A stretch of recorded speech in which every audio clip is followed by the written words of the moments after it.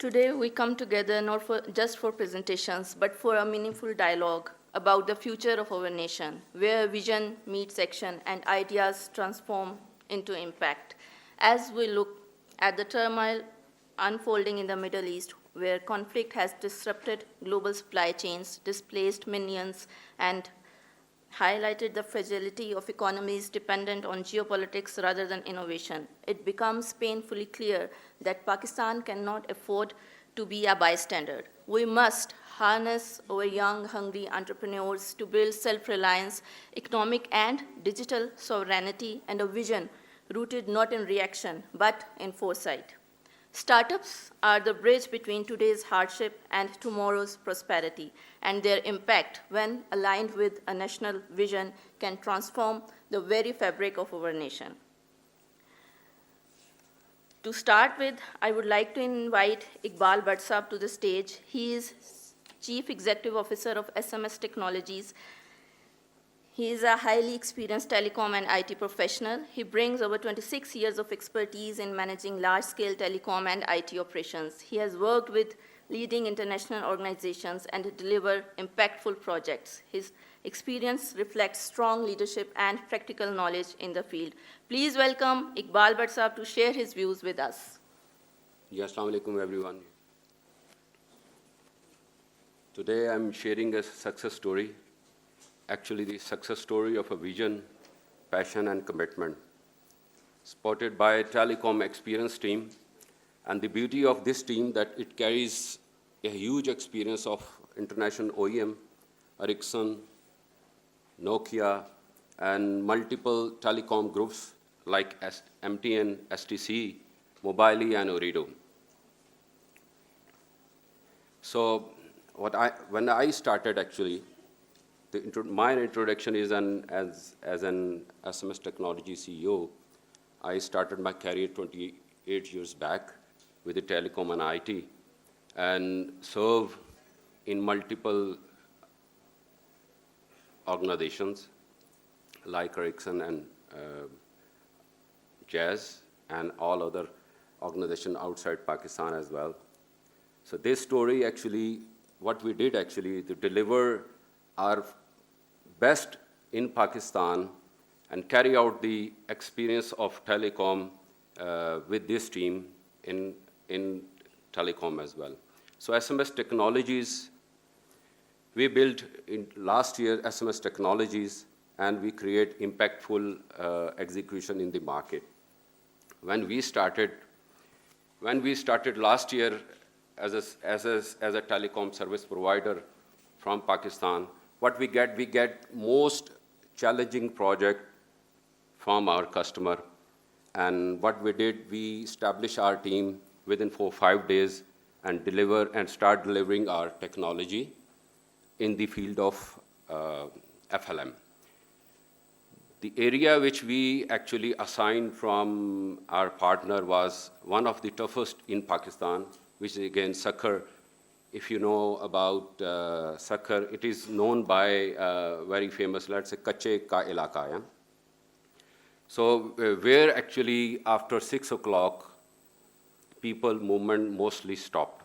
So what we did, we start over there, and we implement the system, our process over there, and start doing the FLM. And what happened, after 4 months, we got #1 in telecom list of the partners and got recognized within 4 months.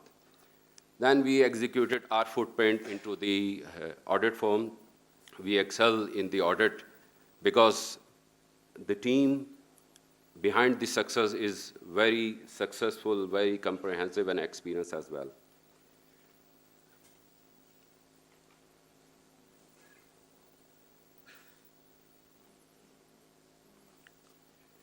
So it comprised with telecom specialist, one of our 25 years experience, chief commercial officer. The second is, of course, 27 years experience, chief technology officers with the global OEM and partner experience.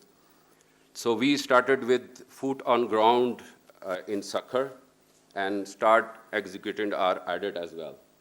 and we got number 1 after 4 months.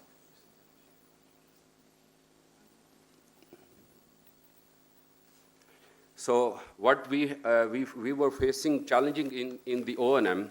Let's say we were managing their 400 plus tower sites. The challenge actually we faced in the field was 20% of the tenant owners were actually involved in the theft. So to pretend and to make it happen, let's say our KPI and SLA from 92 to 99, we develop another solutions to cope up our and support our field operations. We develop a security solution, which is again primarily started to support our FLM team to submit our visits and our KPIs as well. So this is the first time actually develop this system in the telecom market, which is again with the standing and install on the tower side without any fiber cable, without any power cable. So the system is fully enabled with the AI technology, and it's receiving all the alarms, all the picture, all the videos, our performance, and we send it to the customer system as well. So this is how we improve our ways of working and start actually improving the customer perception as well. So the project started from the dust of the field maintenance on the ground, and it's end up to the smart innovation and the innovation and AI system, which enable us to get us from 92 KPI to 99 KPI. That is why our competitors still able to deliver this 99 KPIs as well. So currently what we are doing, as 5G is launched in Pakistan, and we are also the pioneer of the technology, what we are doing actually, supporting our customer, guiding our customer, how we can cope up, how we can uplift their competence to make it happen that 5G enable into the Pakistan market. Other than the OEM technology, which is going to install over there, we are there with our extensive experience of 5G. So we enable them that we can help you out in fiberization, backhaul of the 5G, and also in the radio 5G microwave as well. So we have the capability, and add-on, we are adding more value towards the synergizing of the tower side as well. So at the last, what is more close to my heart, just like the mine and minerals, but again, I trust for Pakistan and for Pakistani nation that the gold mine is actually lies on the Pakistan young talent. So I'm the biggest ambassador over there. Before my last assignment, actually, when I was heading region Middle East and Africa from Ericsson, so we built actually a nearshore center, and the beauty of this one, we actually engage maximum graduates over there with the top universities.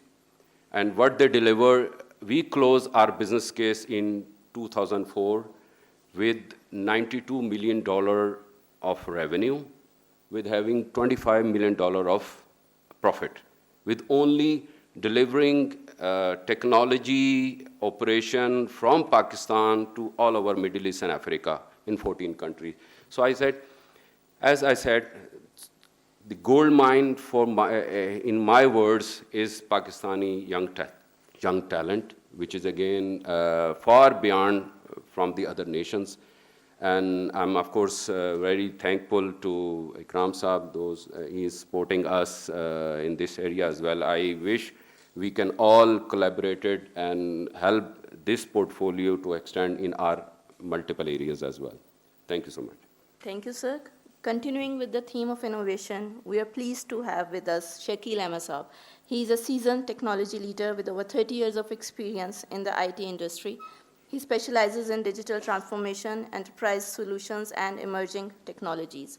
His work focuses on improving systems, efficiency, and long-term organizational growth. I will now request everyone to please welcome Shakil Ahmed for his presentation. Assalamu alaikum and a very good morning, everyone. First of all, let me introduce you the Digital Revolution Division, the DRD of Pathfinder Group. DRD consists of three entities: SMS Technologies, SMS Services, and Citadel. Every entity is working in their specialized areas. SMS Services is driving digital transformation through intelligent infrastructure and secure solutions. Our vision is to build futuristic applications based on smart and secure technology. There should be the backbone of every successful enterprise. SMS Services is working in several domains, but my today's discussion would be only on security. I will show you how SMS Services is not just securing the businesses, but also transforming the security into intelligence. So before I start, let me ask a simple question. How many of you really believe that you know what is happening right now with your assets, with your facilities, with your people, with your operations? The honest answer is nobody knows. And this is where the risk begins. What we have developed an IoT and AI-driven safety, security, and theft protection platform, empowering industries with the intelligent and real-time protection. So before I go into detail, let me share some facts with you. Organizations around the globe, they are investing millions in security, either by hiring security guards, installing CCTV cameras, establishing the control rooms, and then again hiring the workforce to watch the CCTV feeds. But still, the thefts are rising, the incidents are increasing, and the losses are accelerating. This is just because of the limited visibility and manual operations. Organizations around the globe, they are approximately losing $200 billion plus every year just because of the theft and the security incidents.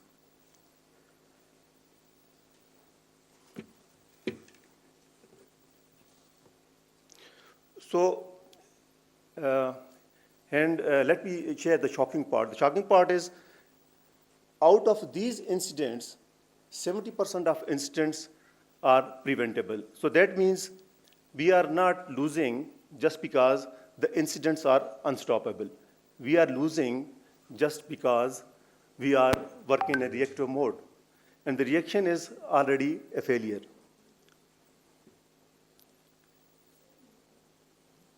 So let me just share some details. We have built an intelligent IoT-based and AI-based solution, which is not just only a system, but it is a complete nervous system of any organization. It connects sensors, cameras, your devices, your people, your operations to a central platform, and then converts the collected raw data into real-time intelligence. Now just imagine, with this system, before a theft happens, system sends you an alert. And before any safety violation, system intervenes and takes the necessary action. So this is a shift from monitoring to a thinking system. At the heart of everything, the system does three powerful capabilities. It predicts, it detects, and responds. Let me simplify it.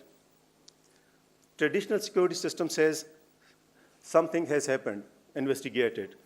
Our system says something is about to happen, prevent it.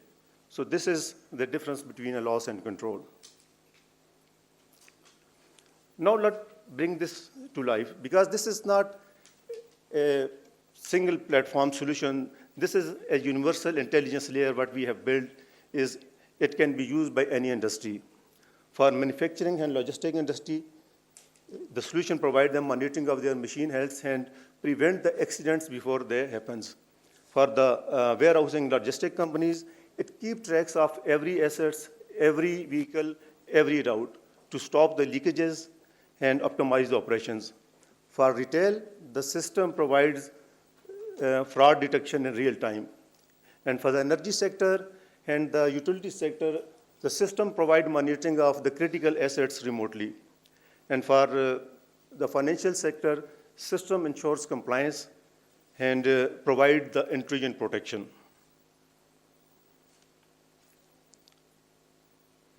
Let me share a case study here of Waconut Pakistan. Waconut Pakistan is the leading and the largest cash in transit service providing company in the country. This is the Pathfinder Group company. They are operating more than 500 armored vehicles to transfer the cash and other valuable between institutions and the corporates.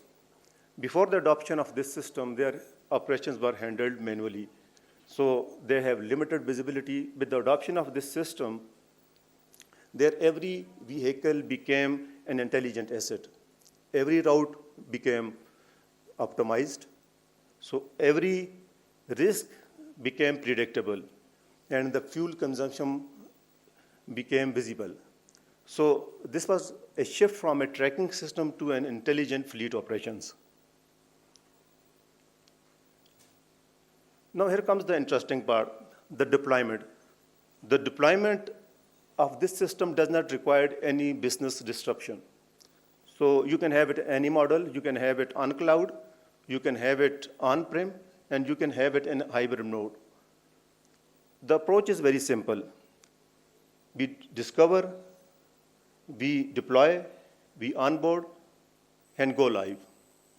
No complexities, just results. Now let me share something very powerful. So what we have done is we have engineered this platform by integrating safety, security, vigilance, and AI all at a one platform. We call it safety, security, and intelligence in a box. You just plug in the machine into your network, and your whole network becomes intelligent.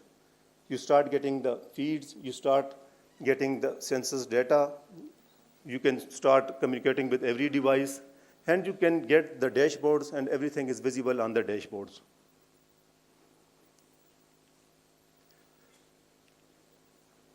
Ladies and gentlemen, at SMS Services, we are not just securing and protecting your assets. We are protecting business continuity, reputation, and future growth. Because in today's world, organizations that predict the risk control the future. The question is, will you react or will you lead? Thank you, everyone, for your attention. Thank you, sir. Sir, now we turn towards the social dimension of development with Brigadier Retired Mujahid Alam. He is an educationist, philanthropist, and a former military officer. Currently, he serves as the CEO of Providencia Books Foundation, promoting education and literacy. His work is dedicated to empowering communities and supporting future generations. Please join me in welcoming Brigadier Mujahid Alam to the stage. Bismillah ar-Rahman ar-Rahim.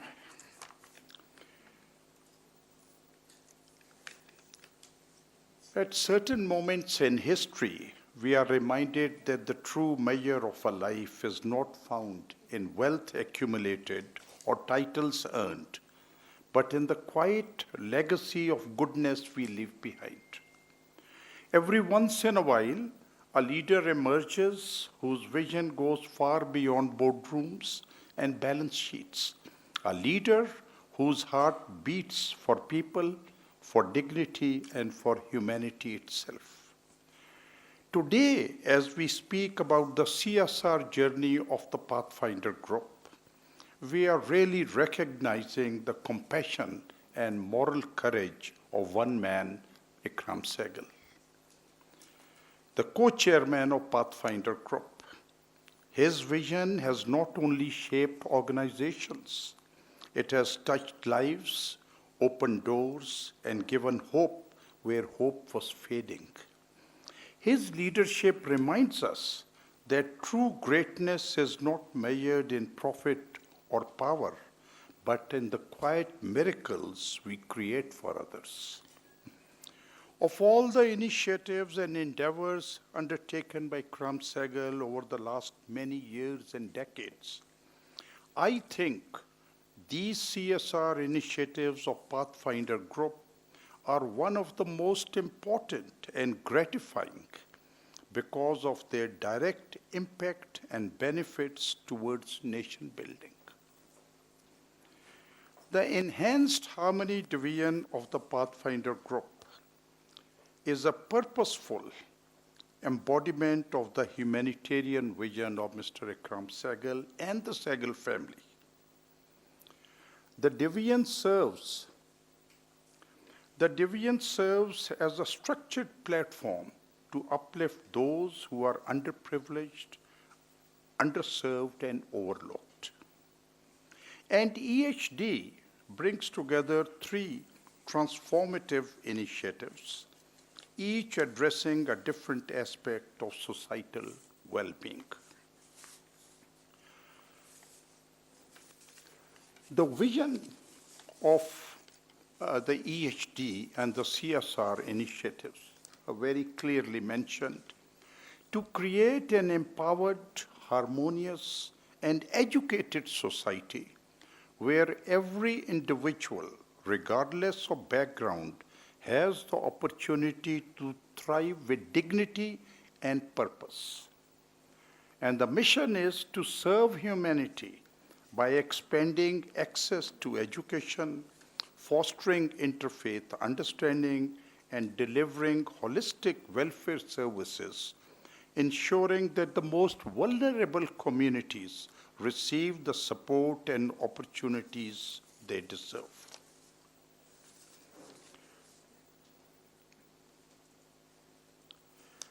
Providentia Book Foundation, it was established by young Amani Sehgal, the granddaughter of Mr. Ikram Sehgal, who is now in the university and college studying in New York.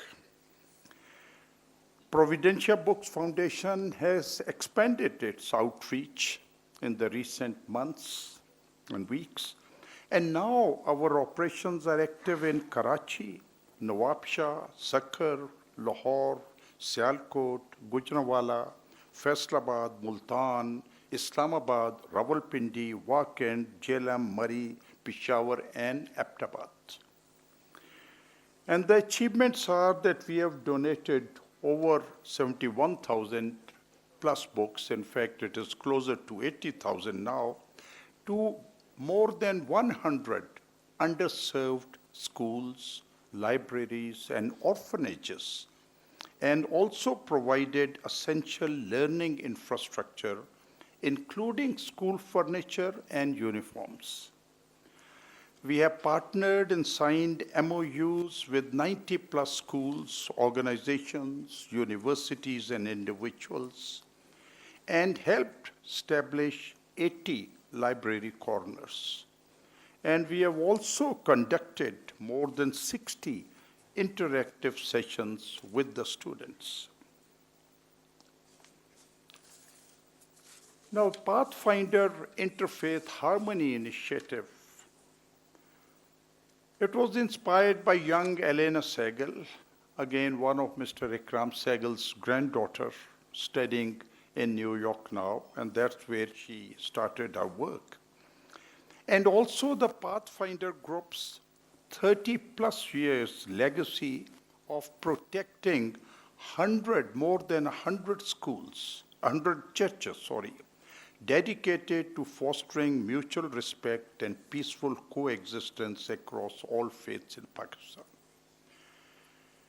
You see, our core objectives are facilitating interfaith dialogue, which are very essential in our society, empowering youth through education, and launching joint community projects in health, disaster relief, and literacy. We have established a diverse advisory council of 23 members, distinguished from different religions, Christians of all denominations, Hindu, Sikh, Parsi, Jewish, and Muslims. The team has conducted introductory and interactive sessions at various universities, organizations, high schools, colleges, military and cadet colleges, and also at the Foreign Service Academy. Because our belief is that it is the younger generation which has to carry the torch forward and make sure that we create a very, very harmonious society. We have provided medical aid to Sikh flood victims in Peshawar and donated libraries to Christian community schools, also donating books and other resources to the people in marginalized areas. Looking to the future, we are going to expand our partnerships with local leaders, empowering women and youth as peace ambassadors, and using data-driven insights to build a society rooted in shared humanity.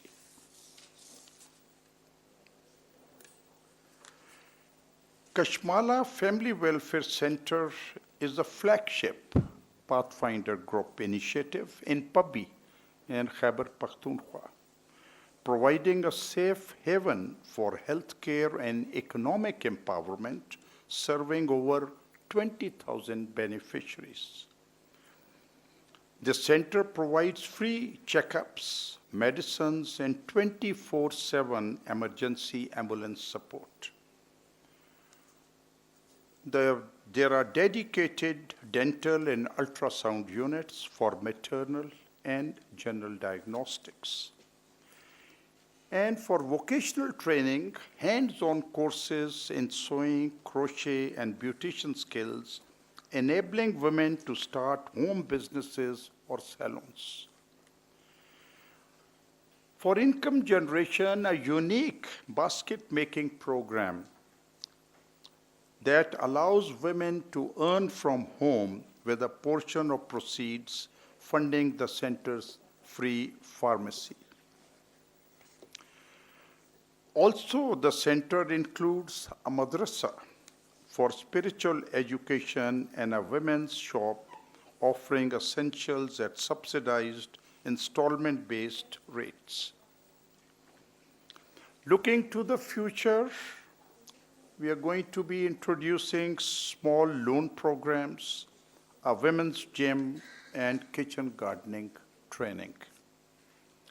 And again, looking to the future, 2 additional centers are also being established, one in Bhakkar in South Punjab and one in Ahmedabad in the near future.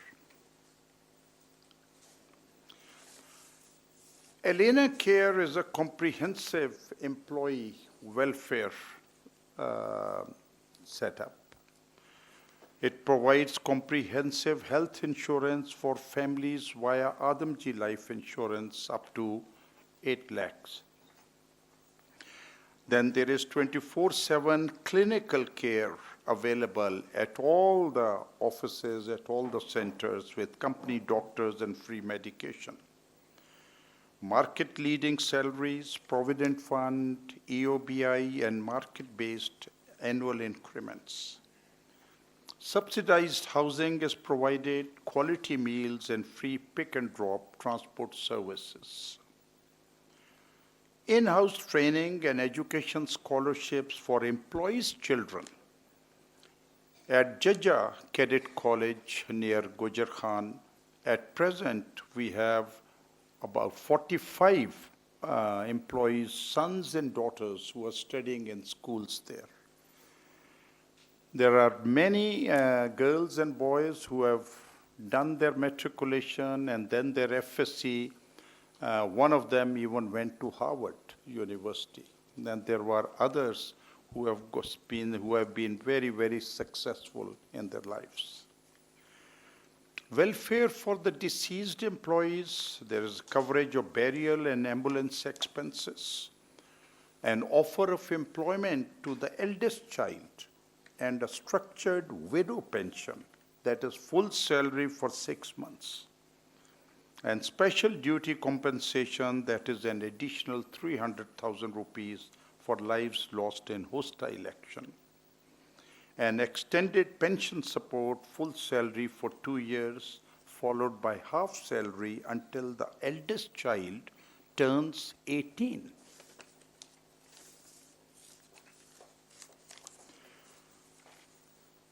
My dear students, there are so many from different universities here. I would like to just, before I conclude, talk to you. At this stage of your lives, you hold an extraordinary power. The power to give your time, your talent, your energy, and your heart to something larger than yourselves.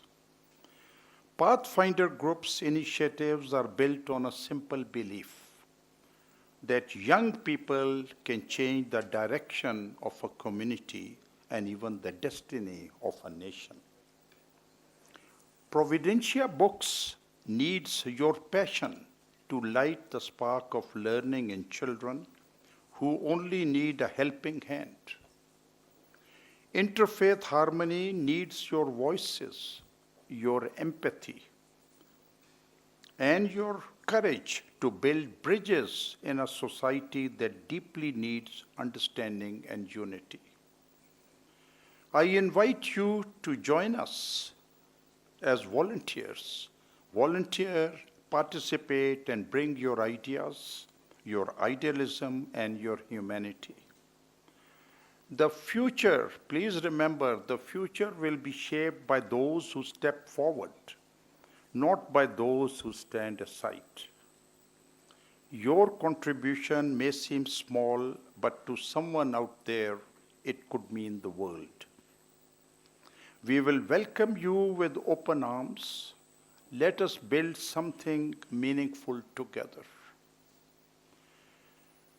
These projects are not just CSR activities, they are reflections of a leader's soul.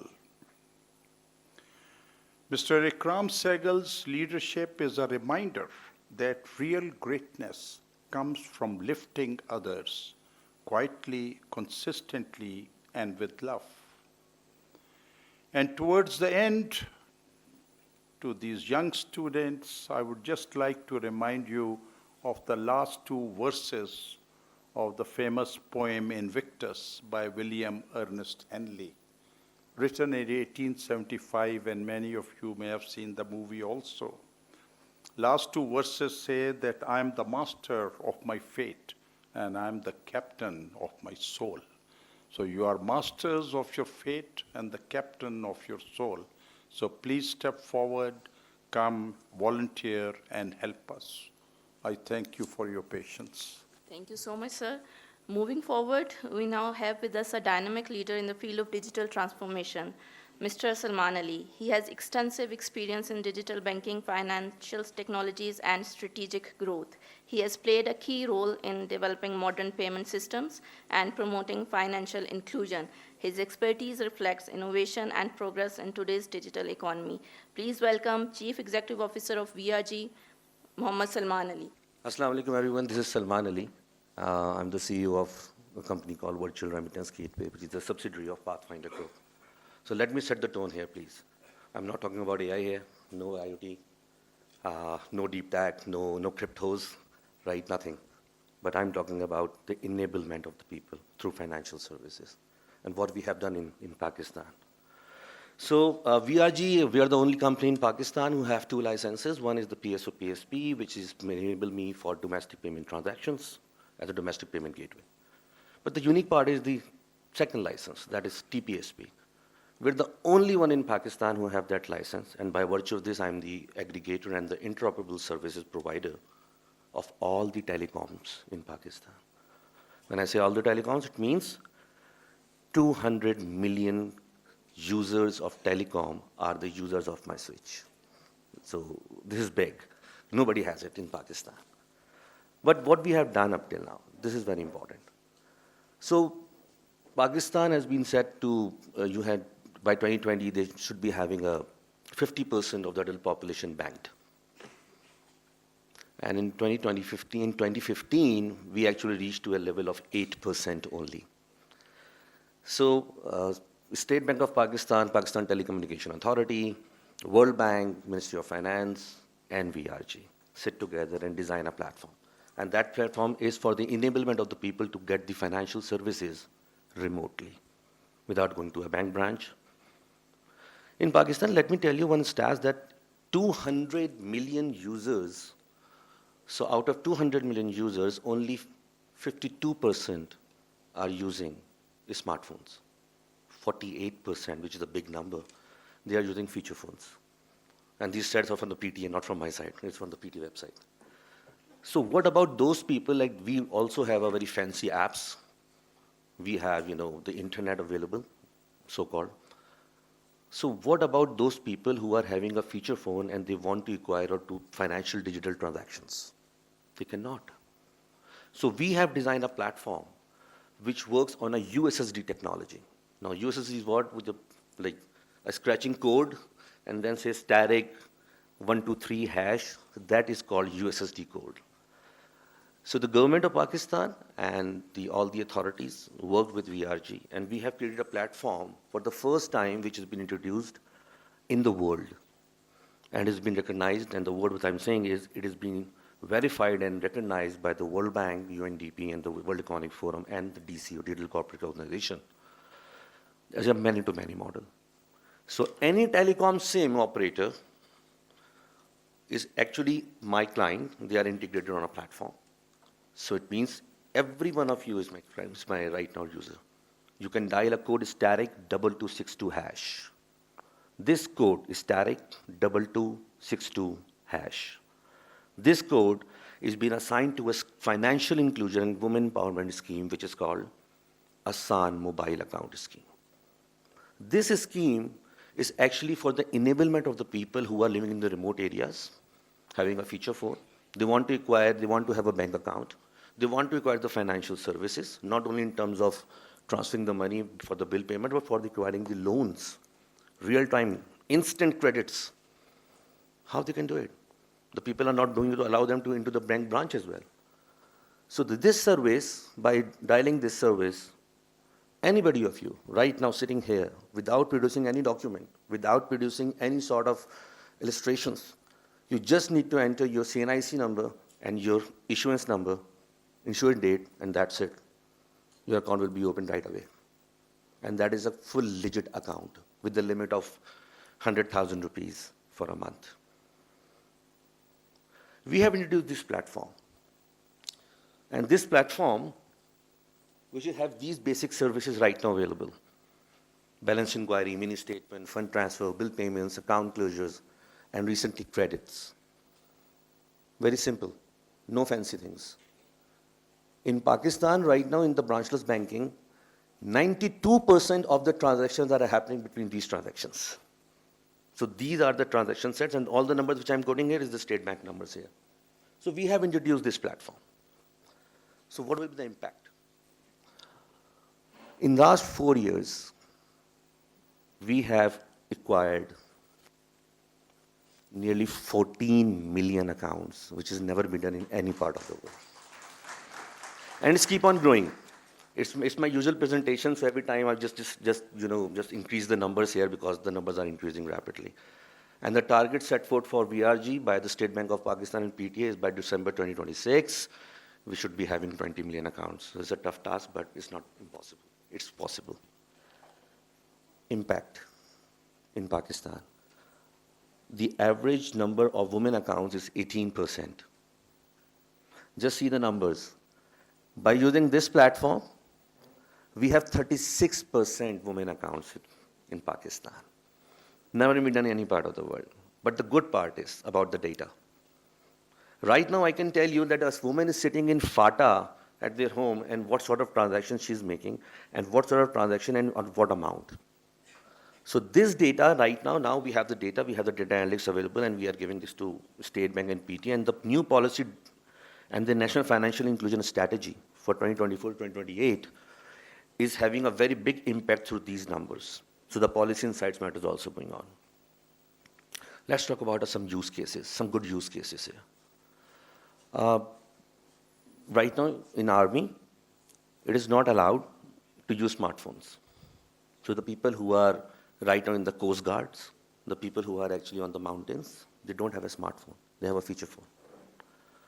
So we are transferring the money, their salaries on 26th to 27th through our platform to their AMA accounts, which they received. They just dial * 2262#, press 1. They have the balance. Okay, we have got the money, the salary, and by using the same 800 rupees phone, feature phone, they transferred the money to their loved ones. This is the one use case. So impact and use cases are many here. It's only about how we utilize this platform. For example, but let's take another thing, which is called the biggest thing in Pakistan. Pakistan is an agricultural country, right? Everybody agrees to this. And 20% of our GDP is actually comes from farming.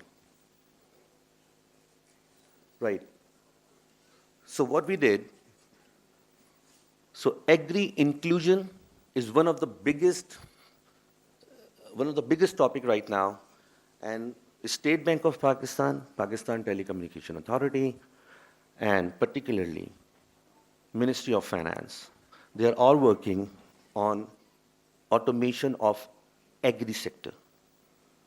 It's very good. They are providing them loans. They are providing them certain services like seeds and everything. Loans, seeds, pesticides, things, advisory services. But let me tell you one thing. How about that person who is having that farmer is having a feature phone with them?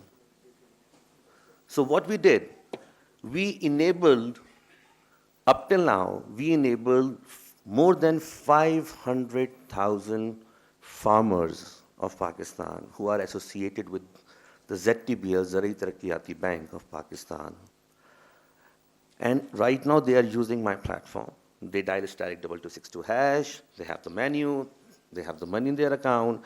But the beauty is, we have an additional service for there, and that is credit.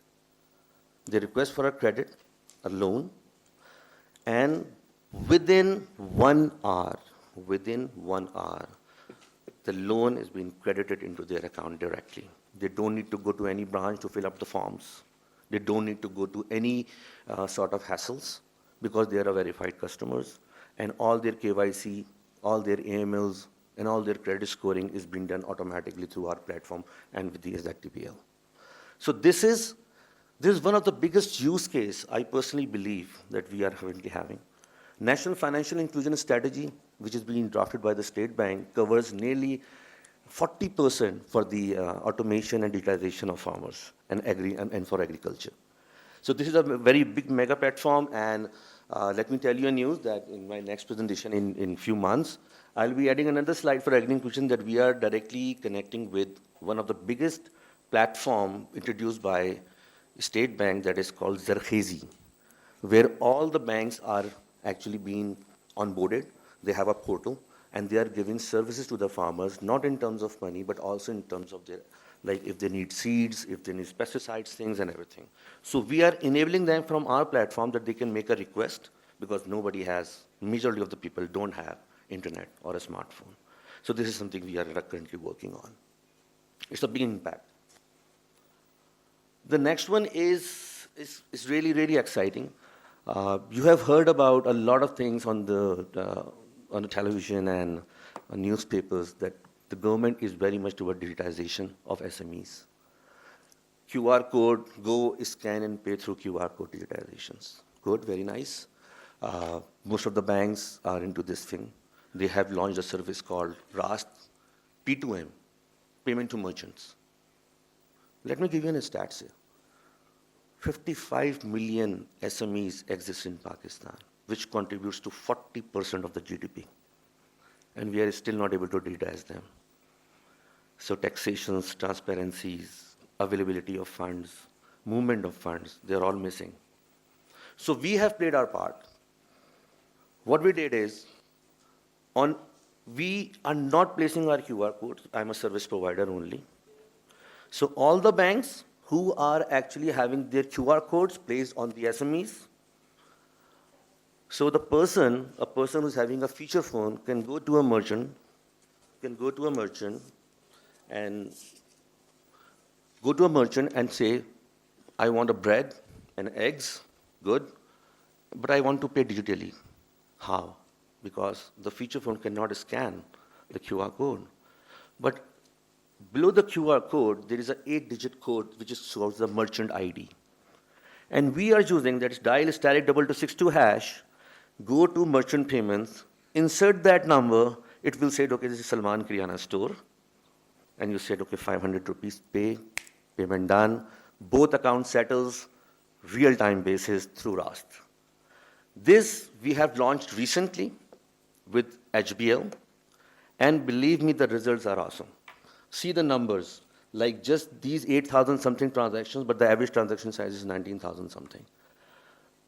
This is the real digitization and enablement for the people who actually needs the enablement towards financial services.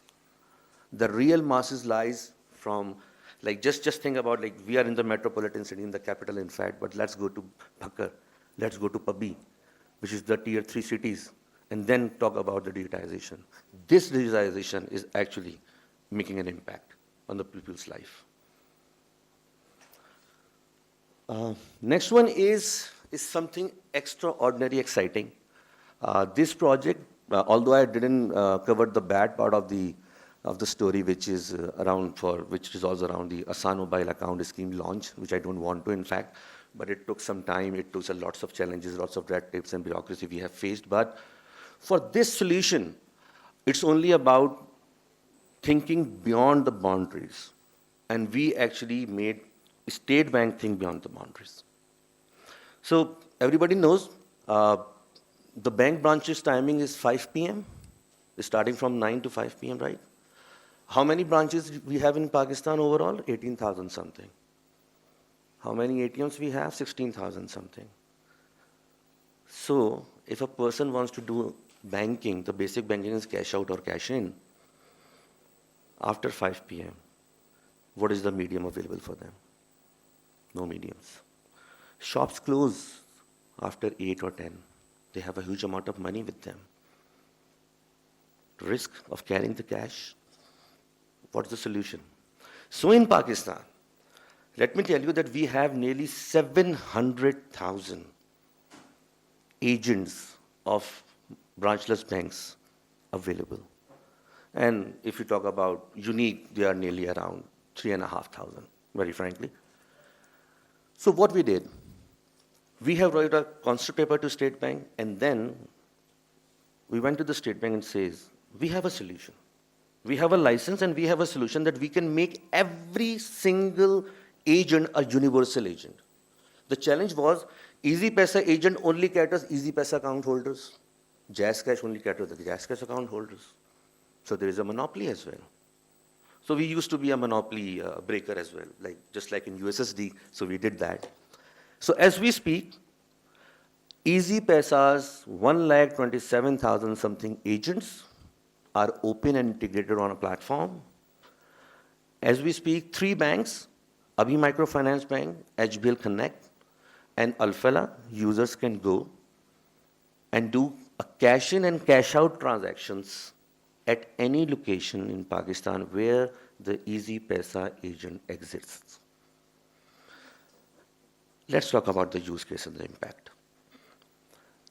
Right now, we have 22,000 food panda riders in Pakistan, and they are the account holders of HBL. Every night from 11 to 1 a.m., I see lots of cash-ins, 38,000, 42,000, 40,000, 35,000 cash-ins by each individual. And in the morning around 11 a.m., they take the cash out. So the service which is given to them, like this will be an impact. Just one use case.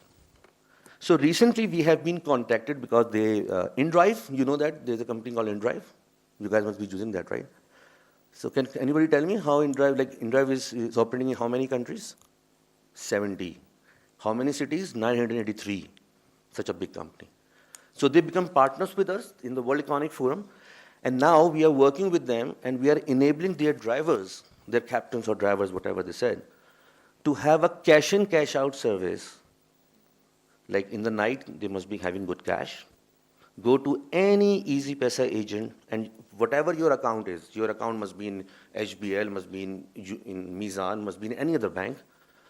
Go to EasyPaisa agent, put the money in, put your thumb, and that's it. This is the biggest use case right now we are working. This can change the dynamics. So see, if you're talking about the masses, first enable them with service. Second, enable them with the other service which is called the ecosystem where they can perform certain cash in, cash out service. I've been told that it is time out. So these are the services which we are actually offering. The last one, now this is exciting. And this haven't been launched. It's going to be launched in next 2 weeks. So this is something new for everyone. So don't confuse with the fuel prices here. Fuel prices are different, and fuel rationing, which is called National Fuel Power System, is totally different. It's about managing the crisis and managing the amount of supply you have and getting a traceability that how much, the oil you have, how you are spending it. So the government of Pakistan, just month back, hardly a month back, in fact, sir, I think 3 weeks, they contacted us that we are introducing this platform that everybody, we have the aggregated platform that we know that Firoz Saab has 5 cars, just 1 on his name, but 3 on his, and 4 on his wife's name. And, he is spending too much fuel, right? So let's limit his quota. So now everybody here who is having 2-wheeler, 3-wheeler, or a 4-wheeler, so the government have set a criteria that this amount of quota, let's say 50 liters will be given to you for a month. To acquire this, you have to dial VRG's code 9771 hash to get registered. And then they will say, okay, you have these cars available on your CNIC. And based on this, you will say, okay, I want to redeem 20 liters. And they will generate a voucher for you. That voucher number is with you. You go to a petrol pump where a person is standing there with the app and also with the USSD. They will dial 9772, put your voucher number and say, okay, yes, the person is authentic, authorized for this code, give him 20 liters. So that's how we are working with the government, not directly, because we never worked with the government directly, with a partner. With the partner, and but this is the only this is the service which is being can only be provided by VRG, because I have the license, and we have created such impact stories in Pakistan up till now, which I have told you earlier. So the government have selected us. We haven't applied. I didn't know that this system. I received a call direct from Pakistan Digital Authority, and they said that we need these services. An exciting project. This will give you a very good traceability of if, again, I'm referring Firoz Saab, my mentors as well, that if he has a 5 car is not declaring the tax properly, then this can be used as well. Like how the petrol can be managed. And also the impact. So let's see the numbers. 20 million vehicles are onboarded on this platform. 22,000 petrol pumps are already onboarded, trained. We're just waiting for the launch of announcement from the PM. Just think about the data. And then how this data can be used in uplifting of the people, that how we can provide more financial services to those masses. So here I need to stop. I have something more, but I need to stop here. Just one last thing, whatever I have told you, this dynamic platform, this dynamic product, this dynamic platform, this dynamic product, all these things will be built by Pakistanis. And by this company, right? iPad is a good company, and the average age of iPad developers, products owners, QAs, project managers is 26. So it's amazing, right? So working with the youth, working with the Gen Zs is really extraordinary. Yes, we have to spend a lot of time in making them disciplined, but a part of this, they are too good. Thank you very much, guys. Now it is my pleasure to introduce you to Air Commodore Khalid Banoori, Principal Advisor at Pathfinder Citadel, to share his views on today's session on vision and national impact. Himself a man of vision, Air Commodore Khalid holds a highly deserved experience of over 4 decades in public service, fighter jet aviation, training and education, outreach, and leadership. His expertise lies in senior level management, policy analysis, research, and publishing. He has contributed extensively to national policy making in several areas.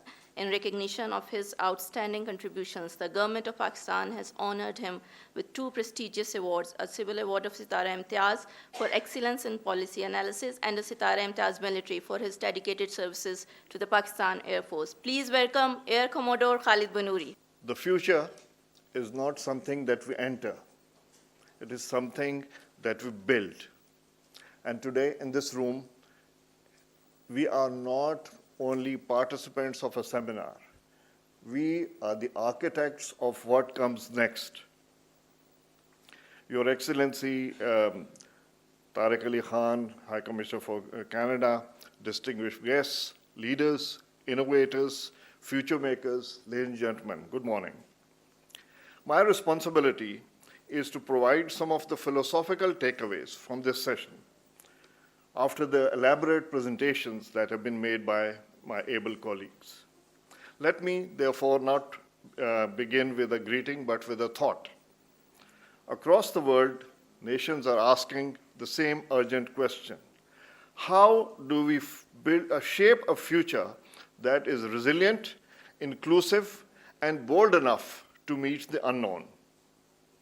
From Silicon Valley to Shenzhen to Davos, from emerging economies to global powerhouses, one truth stands out. The countries that win the future are not the ones with the most resources. They are the ones with the clearest vision and a courage to act on it. Take Canada for an example. You might see on the screen its 5 leading visions with national impact, the exact title of this session. For example, the Pearson vision regarding peacekeeping and international diplomacy. Let me focus on the last one that you see here, and innovation and research, science, technology, and innovation, with its vision of strengthening research institutions to improve economic prosperity, productivity, and competitiveness. With its national impact review suggests that while facing challenges in business R&D, Canada maintains strong research outputs in ICT and clinical medicine, with a growing R&D personnel and a patenting activity. Look at Switzerland too. Its vision centers around stability first, innovation-driven, and neutral approach.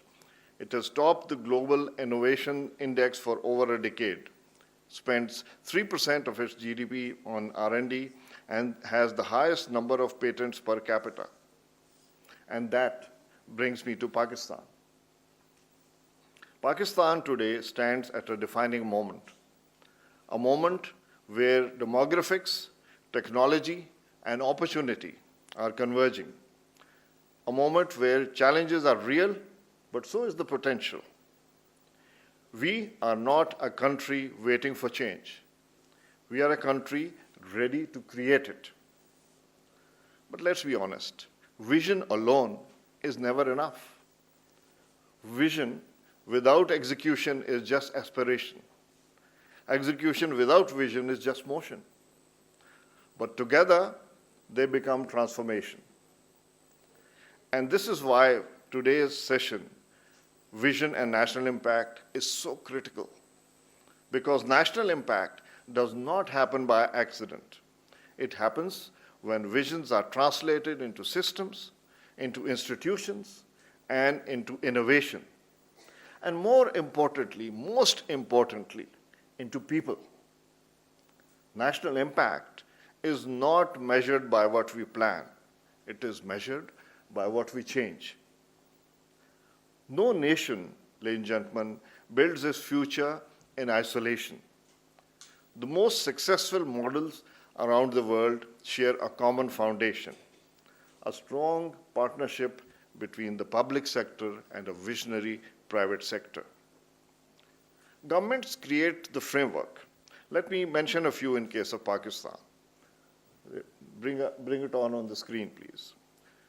Digital Pakistan Vision, Pakistan's Vision, National AI Policy, Sehat Sahulat Program, the Health Vision, Green Vision 2.0, and Special Investment Facilitation Council. But let's not forget, it is the private sector that accelerates momentum, drives innovation, and scales solutions. And this is where organizations like the Pathfinder group of companies play a vital and a pivotal role. Pathfinder represents something powerful, a belief that business is not just about profit, it is about purpose. Across its divisions, we see a microcosm of what Pakistan's future could look like. You've heard these and you've seen these faces on this rostrum. In the financial services and technologies, VRG and iPath, we see the foundations of a modern, inclusive financial ecosystem. In the security management services and digital revolution, we see the infrastructure of trust and resilience. In SMS technologies, we see the engine of digital enablement. And in the enhanced harmony division, we see something even deeper, the understanding that no nation rises unless its people rise together. And let me say this very clearly. A country does not move forward when a few succeed. It moves forward when the opportunity becomes universal. And this brings me to something especially close to this conversation. Citadel, the Center for Innovation, Technological Advancement, Digital Entrepreneurs, and Leadership. Citadel is not just an initiative, it is an idea. It is an idea that Pakistan's future will not be imported. It will be invented, built, and led from within. The innovation is no longer optional. It is the currency of relevance in the modern world. But innovation is not just about technology. It is about mindsets. It is about asking better questions, challenging old assumptions, and empowering a new generation to lead with confidence. Let me share a simple and a powerful thought. The future belongs to nations that invest in three things: ideas, people, and platforms. Ideas that challenge the status quo. People who are equipped to execute them. And platforms that allow them to scale. And when these three come together, you just don't create progress. You create a momentum. Pakistan has one of the youngest populations in the world. It is not just a statistic. It is a strategic advantage, but only if we act on it. A young population, a young generation without opportunity becomes a challenge. But with the right vision, it can become a superpower. So the real question, ladies and gentlemen, in my view, is not what is Pakistan's future. The real question is, what future are we willing to build together? A future where innovation drives growth, where inclusion defines progress, where the leadership is not positional but transformational. You see an example here. As we begin this, as we conclude this session and hear from the leaders that represented these visions, I encourage all of you to pick those, not only the ideas that they presented, but the alignment they created because the future is not built by isolated efforts. It is built when the vision connects across sectors, across industries, and across mindsets. Let me leave you with this. The next decade will not be defined by those who predict the future, but those who have the courage to shape it. And shaping the future requires three things, the so-called 3 C's: clarity, collaboration, and courage. Pakistan has the talent, Pakistan has the energy, and Pakistan has the potential. Now it is time to match it precisely with execution. The future is calling. It is not asking us to wait. The future is asking us to lead. Thank you. Let the games begin. Thank you, sir, for sharing such profound insights. Now, ladies and gentlemen, as we approach the conclusion of this session, it is my honor to invite our esteemed chief guest, His Excellency, High Commissioner of Canada to Pakistan, Tariq Ali Khan Saab. His Excellency Tariq Ali Khan is the High Commissioner of Canada to Pakistan, a seasoned diplomat. He focuses on strengthening bilateral relations through trade, development, education, and cultural exchange. His tenure includes promoting collaboration in energy, agriculture, and critical minerals, and supporting initiatives like polio eradication and humanitarian aid. His Excellency aims to enhance people-to-people exchange ties and expand economic engagement, reflecting Canada's commitment to advancing its partnership with Pakistan. Please welcome Excellency on the stage. Please, sir, join us on the Assalamu alaikum. I hope you're all keeping well out there. It's good to see you in this hall. This is my first time coming up here to this beautiful part of Murray. And so I hope the inspiring view is inspiring some great ideas and this vision for the future that you're here to discuss today. I want to thank Mr. Ikram Sehgal for bringing us together, for inviting me to speak to the Pathfinder group and everyone else who's joined this discussion. And I thought I would just share a few ideas, a few thoughts about Canada that have been, that are prominent in my mind, let's say, since I began my tenure here as High Commissioner to Pakistan in October. The first is, I think we have this amazing opportunity to build a much stronger relationship between Canada and Pakistan that is based on stronger trade and investment ties and people-to-people ties. So many of you here in this room, I'm sure you have some connection to Canada, whether it's family, friends, children studying in Canada, a place that you've visited before. The Pakistani community is now well established in Canada. It's a diaspora of over 300,000 Canadians of Pakistani origin, 5 federal MPs, members of parliament of Pakistani origin, 1 federal cabinet minister of Pakistani origin. And so that's part of the Pakistan's projection in Canada, and I can certainly say that Canada has benefited from so many high quality and skilled migrants who come from Pakistan to Canada and make their future there. But I think there is a real, with a established community, it creates an opportunity for us to have a conversation about how to have a much more mature and mutually beneficial economic partnership between our two countries. And this is something that I spend my time thinking about and speaking about wherever I go. A little bit about Canada. First of all, I won't talk about the geography of who we are and where we sit. But let me just say that we are a country of vast natural resources. So when you think about the sectors that you might be discussing, we love hearing about agriculture. We love hearing about inclusive agriculture. We love hearing about sustainable mining. We're a mining giant, of course. Our stock exchange, the Toronto Stock Exchange, is the largest place for mining investment in the world. We have state-of-the-art companies that can help develop a mining sector, from exploration to operation to the supply chains that make mining possible. And we've also got first-class, world-class standards on sustainable and inclusive mining, i.e. the relationships that you manage with communities who are affected by mining.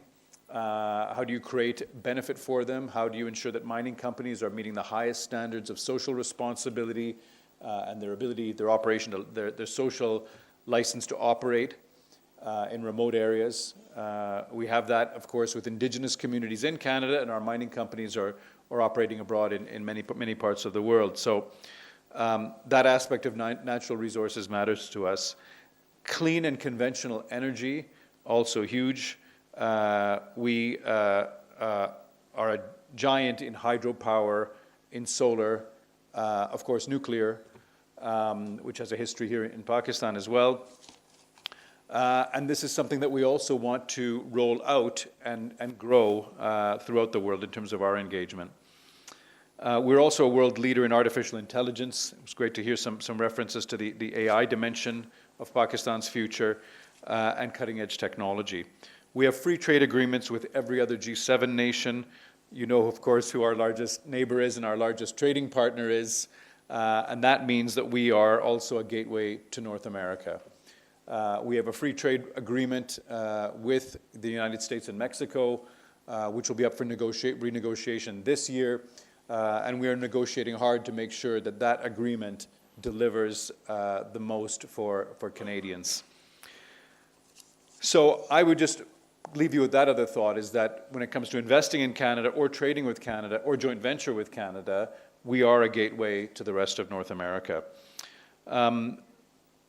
We're responding to the changing world that we see around us, and I know that Pakistanis are very conscious. I think many people around the world now are incredibly conscious of the uncertainty we face in global politics, the uncertainty in the global economy.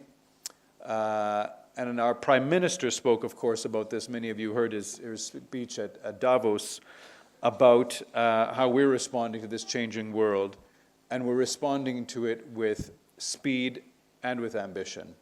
It's not a challenge that we're turning away from. It's a challenge that we are moving forward to face head on. We don't have a choice as Canada, given how our trade relationships are aligned and our proximity to the United States. So we are focusing on what we can control, building our strength at home and diversifying our partnerships abroad. And diversifying our partnerships abroad means pivoting from being a country largely dependent, vastly dependent, one might say, on a trade relationship exclusively with our neighbor to the south, and diversifying our partnerships in other parts of the world. Particularly Asia is very important to us. And within the Asia-Pacific region, of course, we've had a strong focus on East Asia. But the argument that I make to my political masters is that there is also opportunity and potential here in Pakistan. So I want to ask you to help me make that argument. So there's critical minerals, agriculture, agri-food, clean energy, and the innovation agenda. These are essential for us right now. At home, we've announced 21 nation-building initiatives in energy, trade, critical minerals, transport, and data, over $125 billion in new investment. Abroad, we have secured more than 20 economic and security partnerships across 5 continents in less than a year. We are engaging with global giants like China and Brazil. We're deepening our ties with the EU, with the Nordic countries, and Australia.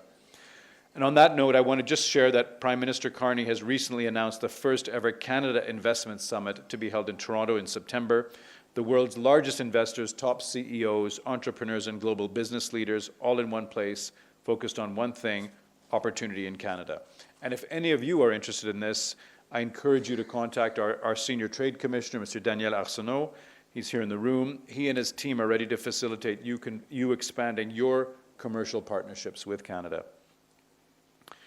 So if I just take a step back on where we're at, we have a relationship actually which stands on very solid ground. We have no significant bilateral irritants between Canada and Pakistan. The runway is there for us. In our history, Canada was among the first countries to recognize Pakistan. Over the decades, we have stood together around the world in peacekeeping missions. We've invested in some major energy projects here in Pakistan, such as the first nuclear reactor, the Kanup, and the Warsak Dam. And we've made significant investments in rural development in parts of Pakistan, particularly in the north, in Gilgit-Baltistan.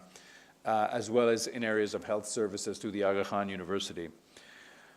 We've been there also in difficult moments, providing humanitarian assistance when disaster has affected Pakistan. And I have to say, we are acutely conscious of the climate change impacts that Pakistan faces in terms of drought and seasonal flooding. And we're ready to support those efforts to mitigate and help detect and respond to that reality that Pakistan faces. In recent years, our annual bilateral trade has reached $1 billion.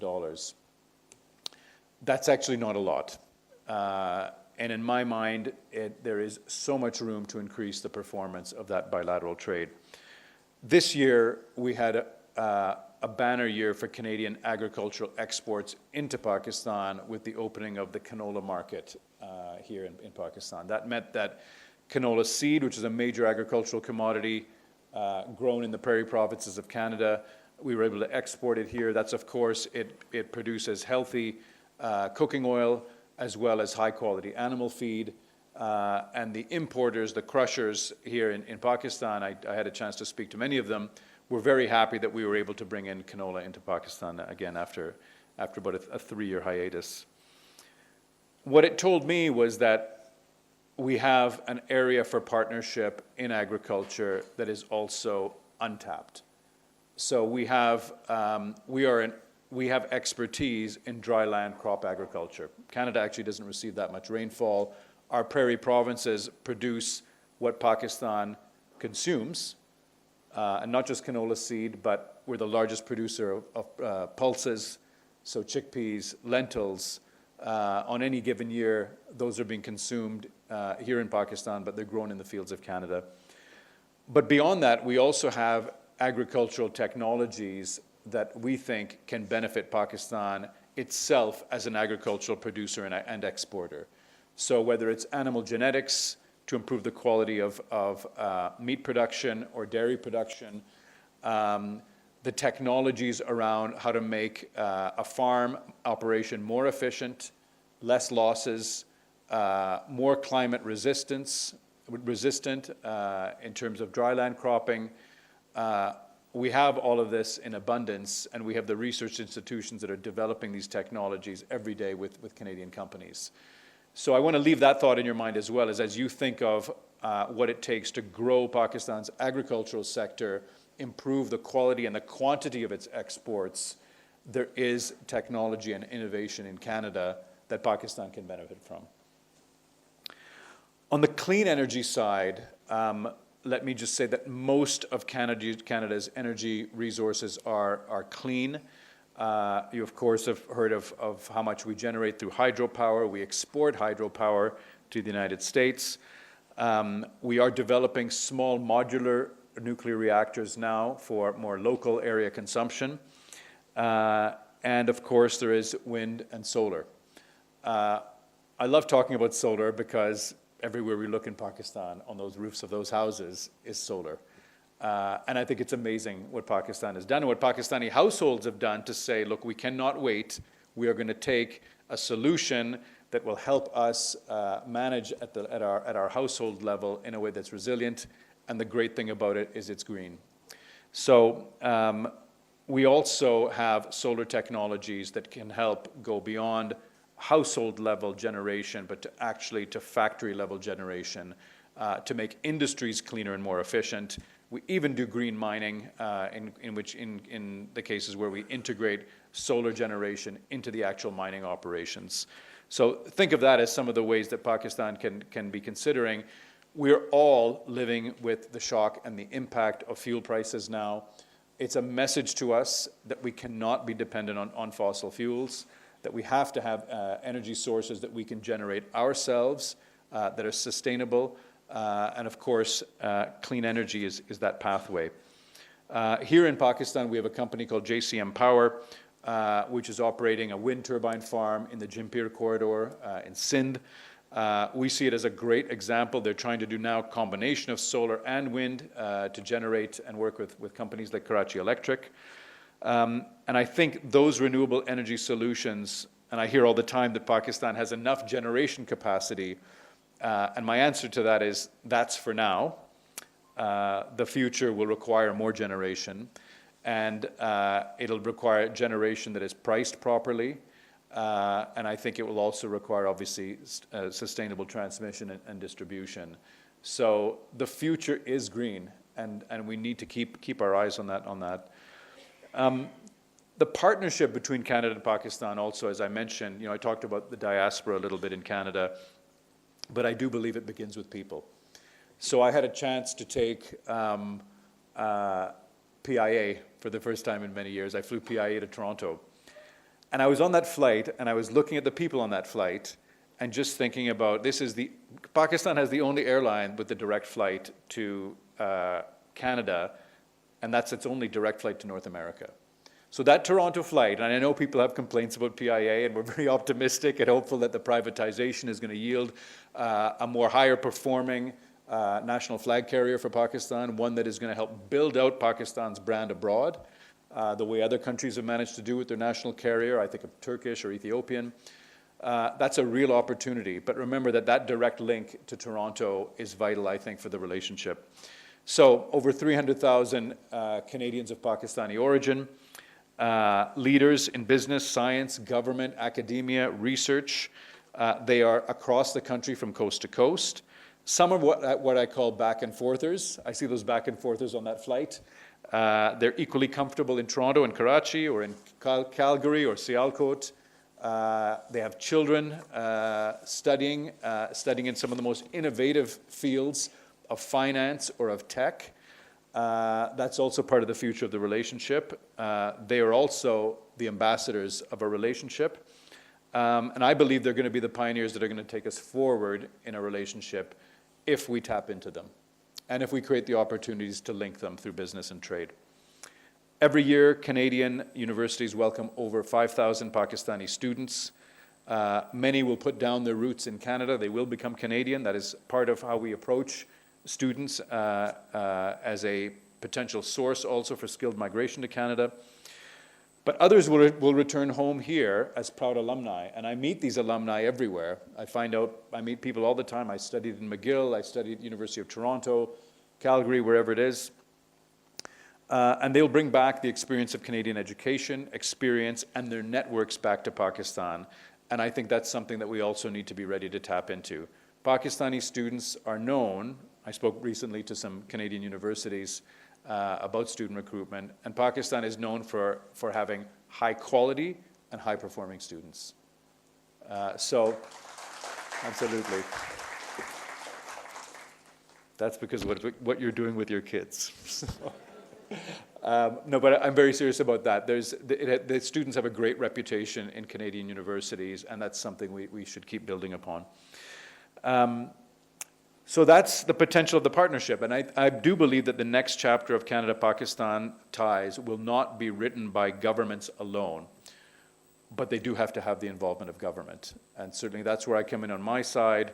You have a great Pakistani High Commissioner to Canada on your side, but we need to strengthen that political government-to-government relationship. And I'm seeing very promising signs right now in terms of the communication. Our Prime Minister Carney, spoke very recently with Prime Minister Shehbaz Sharif, and your Foreign Minister, Deputy Prime Minister Ishaq Dar, speaks regularly with our Foreign Minister.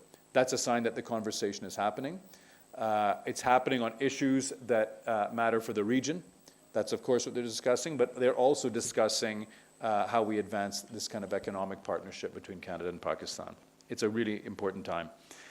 And I just want to say something, because we're talking about investment. There is something that I also believe is really important for both Canada and Pakistan, and I want to leave you with this as a takeaway. We've started negotiating a Canada-Pakistan Foreign Investment Promotion and Protection Agreement. We call it a FIPA. Here in Pakistan, it's called a Bilateral Investment Treaty, a BIT. We've gone through one round of negotiation. We're going to go to another round of negotiation, hopefully next month. This is important. I can say, to attract Canadian companies to invest in Pakistan, they need to know that they have protection in this environment. They need to know that there is a predictable, stable investment climate. that the rules can't suddenly change to the disadvantage of their business, that they have an opportunity for third-party arbitration, and similarly, Pakistanis will be able to benefit from that same agreement for their investments in Canada. We want to see this concluded as early as possible. So if you are speaking to your governments, please do encourage them to conclude this kind of agreement. It is the foundation for a stronger trade and investment relationship. These are the kinds of agreements that lead eventually down the road to free trade agreements. But I think this is what we need. This is a big part of the key that will turn that lock open and unleash the potential of a trade relationship. So, predictable, stable investment climate, clear rules, fair treatment for investors on both sides. This is the foundation that every modern trade partnership requires, and we are certainly committed to building it. So we hope you will also encourage your government to help us conclude this. And I'll end by just saying this Canada-Pakistan story it's a good one. It's one that we take great pride in, we're positive about, but it is still being written. It's being written every day by those who come back and forth, by those who are interested in business and in collaboration and in trade and investment, and you can be part of that story. So I invite you to join us. Thank you, Excellency, for reflecting on Canada's commitment to advancing its partnership with Pakistan. And before I call upon the leader himself to the stage, I just have to make one announcement that Pathfinder Group is significantly investing in improving the education of deserving children. Under its corporate social responsibility, a memorandum of understanding signing ceremony will be held here after the speech of the last speaker.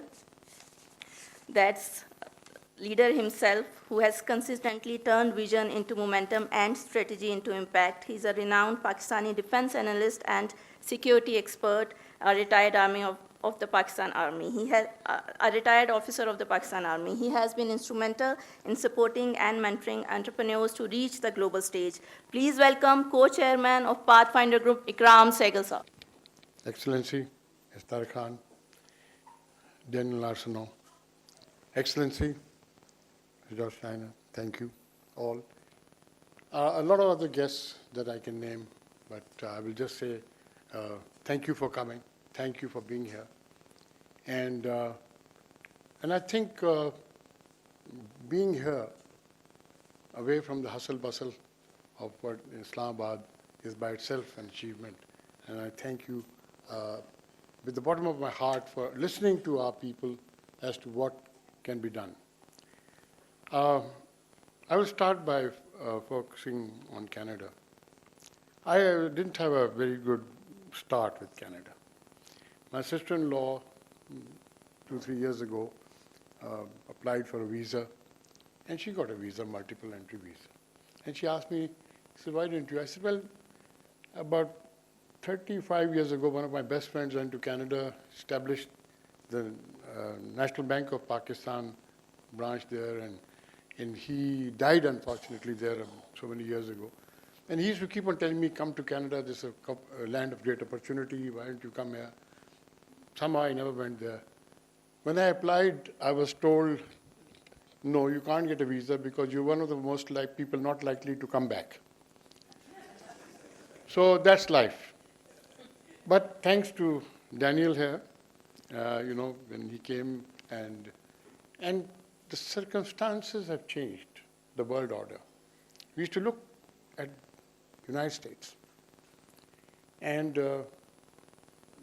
His Excellency has talked about his historical ties with the United States.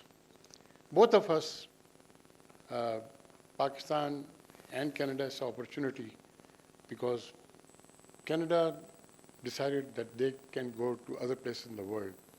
And we are one of the places, I think, that is there in the world. And we think that putting all our focus on the United States, maybe Canada is not a bad place to go to. So thanks to Daniel again, we are taking a delegation early next month. Basically exploratory, but we see opportunity already in many areas. Many areas where we can do things for Canada in Pakistan, And we can do things for Pakistan and Canada. And you've heard some of our things we can do, Canada and ourselves, for other developing countries. So we have 3 areas of great opportunity. And I think these opportunities are there. And what has happened is our entire world order is being changed as we speak. The first world order really, funnily enough, it was July 1971 when Dr. Kissinger fell sick and went off to Natsagali, but actually he was in China negotiating the opening of China to the world with the US. And now, again, you see this great conflict which should never have happened, but has happened, and now we're seeing another change. And again, Islamabad, by some quirk of fate, is the center of this changing order. So we have a lot of opportunities, and we as a company see that opportunity. I will now go back and say, you can make a lot of money, but what do you do to invest that money in your people? We as a family decided that, yes, we will make money because that's what commercial instinct is all about. But we will give it back to the people. And some of our things you see happening here. I'm very happy to see Bishop Nazim here. You know, people do not know. I actually studied in a convent for 5 years, and because of that, when the first attack on a Catholic church was, or it was a Protestant church actually in Murray, was done about 25 years ago, we decided as a security company to guard those churches free of cost. So for the last 30 years, 25 years rather, we've guarded, in the beginning, we guarded 135 churches free of cost on Sundays.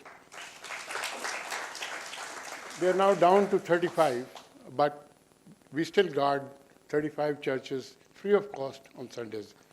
The thing to remember is that those churches we guard free of cost, when we went to our guards and we asked them if we can take overtime, they refused. They said it is our duty to guard our minorities and we will not take money. I must also say that people who came to church started bringing picnic baskets for them. So it was a good two-way around, and even today you will see Wackenhut red vehicles in some churches, armored vehicles guarding those churches. Similarly, Asan mobile account, when we turned around, found that there are 80% of Pakistan adult population do not have bank accounts, right, and this thing, etc. And World Bank's Financial Inclusion Women Empowerment Scheme, by some chance, our average age 26-year-olds, they created a platform that is second to none in the world, because there is not, this platform is the only platform in the world that operates between many banks and many telcos. There is no other platform in the world. We didn't know that, actually. The World Economic Forum told us that you are this platform. So this Asan mobile account, which we have already got 14 million accounts, is already there, and you've heard the opportunities that are coming around. And we intend taking that also, if we can do that, to developing countries. We're already members of the Digital Cooperation Organization of Saudi Arabia, which is taking us to other countries doing that. However, what I must say is, where do we go from here? Everything that you see is an opportunity. There is no, I deal with the people of Pakistan.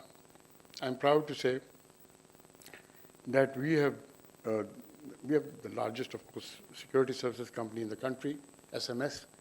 I'm sure that you've seen diplomatic area, a lot of red caps. We've been guarding, incidentally, the American embassy for the last 40 years, and decade after decade, contract after contract. We've never been the lowest in any of the bids, but we've probably been chosen in quality.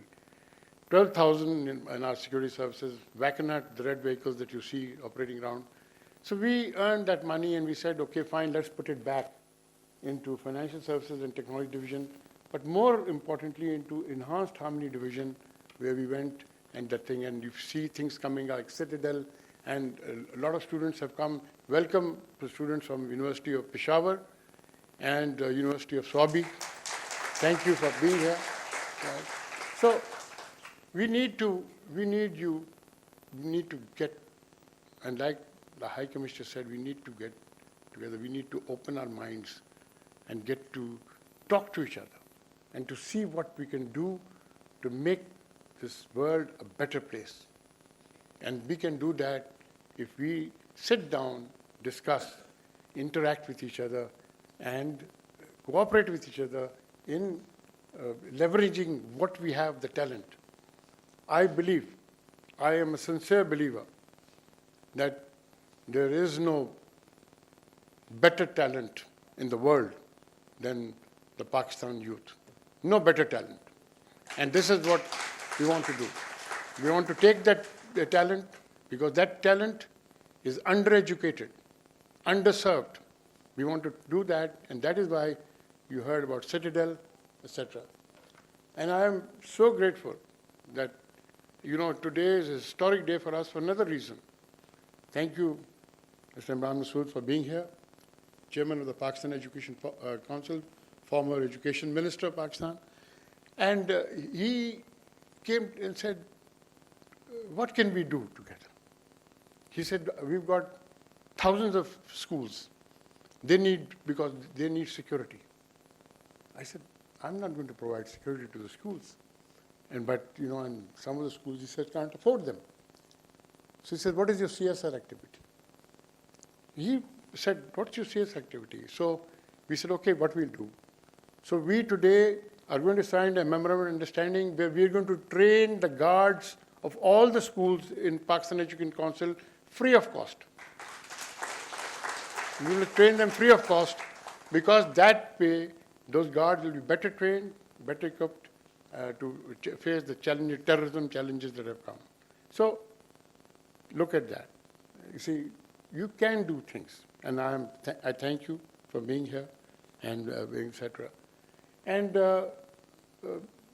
Excellency, it was a real pleasure to hear you. It was a pleasure to hear you talk about the future and between Pakistan and Canada. And I hope, and I really must tell you, that Daniel has got a lot of things to do with it. He's constantly at me, and he probably got me my visa also, But the point is that we're going to Canada. It's a trip, open mind, see what we can do. We've got a couple of ideas where we're already going to do a couple of things, and some of the people are in this room, and I'm not going to take out their confidential things that we are doing, but we're going to be doing things, I would also like to take this opportunity of how things come about. I want to talk about JDOT, and we've got one of the technical people from JDOT, please, sitting here. And JDOT is an international brand name, already in Canada. And we're going to be doing something with JDOT in the IoT side, in the surveillance side, etc.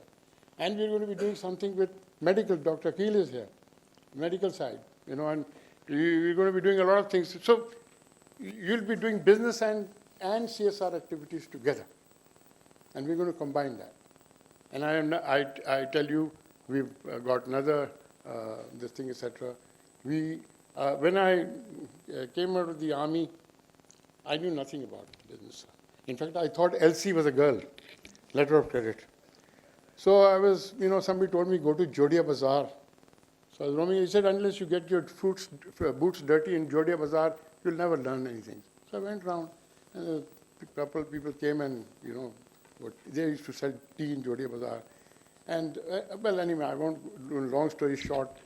The other day, I had this friend of mine who was in finance, Mustajib, walked in with a tea person. I was surprised when his grandparents were from Jodia Bazaar. And I was intrigued, of course, because my first business was Jodia Bazaar. And then I found out this gentleman was a chartered accountant, and he was with Price Waters and Company in Dublin. think about tea business in Jodia Bazaar, and this gentleman was in Dublin. And he came back and he was making a new tea called Jahan tea.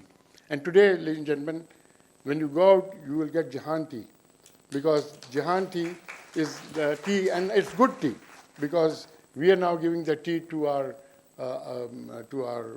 troops, to our guards, and they like that tea, the color tea. My wife doesn't like the bags. She thinks that they're not good enough for the time being, but probably she'll be all right after some time. The point is that that Kadak tea is a very good tea, and we do that thing, and we're going to have it afterwards. And we said to Jahan that we'll give you the slogan. And we're going to give the slogan. I don't know, of course, they take the slogan or not. But as Faisal's sister is here, and she is a PhD as teaching in lumps, and that she took that thing, etc. And she came in front of her brother, and we gave the slogan that chai hai to jahan hai. Chai hai to jahan hai. But we went further than that. We said jahan hai to hamara Pakistan hai. You know? So anyway, please do carry it back to Faisal, that thing, and Mustajib is here. Where is he? He's somewhere sitting. Yeah, there he is. Right. And thank you for being here. Thank you all for being here. Mr. Nadeem, particularly a thank you, because we are doing, Brigadier Mujahid is talking about the accelerated program that we're doing with you. And, we've already almost nailed it down. Now it's up to Citadel to agree to the terms and conditions. They're playing hardball with us, but the point is that we'll be all right. You all agree to it? Okay. That's good news, Mujahid. That's good news. So, all right. Seriously, a world of opportunity is there before us. We have to reach out. We have reached out, and I will say this, to discuss things which you can really do. And invite, and I take this opportunity because my good friend, Ambassador Switzerland is here, and Canada. And I want to invite both of you to go to your governments and talk about a greenfield port in Pasni. A greenfield port in Pasni that is not hemmed in by the Hormuz Strait or the Bab el-Mandab. That is the only port on mainland Asia with deep access to the sea, right? And can you imagine that if that port comes about, and what can be done for Canada, because then Reko Diq can really be exploited. And what can be done, because we've already had a project from Switzerland, a BOT project right from Switzerland for building a railway line from Gwadar to Sendek, but we said no, or Chaman really, but we said we'd like to go and talk about other things. But I'm just giving ideas that are already out there, but they need to be fleshed out. But thank you, thank you for being here. Thank you for overlapping by coming in earlier a little bit. And I am very grateful to all of you, particularly the students who have come all the way from Peshawar and Swabi and other places and are here with us to be part of this discussion that we are having today. Thank you.